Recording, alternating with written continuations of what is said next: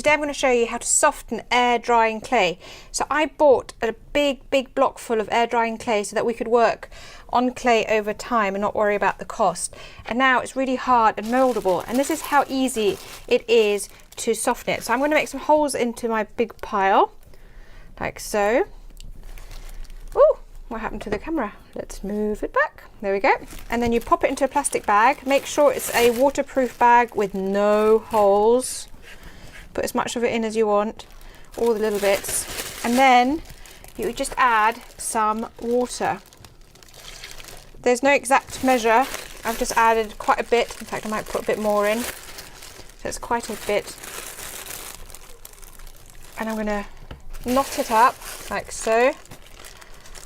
Make sure it's gone all round. Good shake. I can feel the liquid in there actually.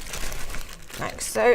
And then I'm just going to knot it and leave it for a day.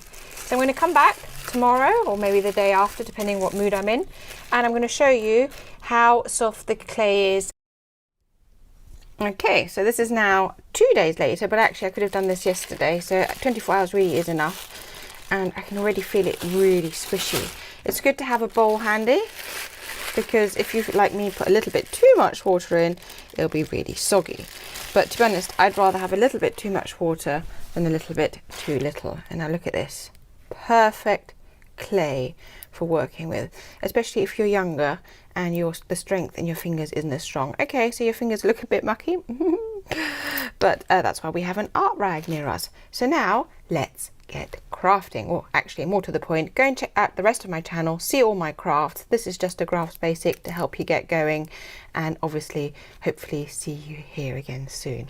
Bye.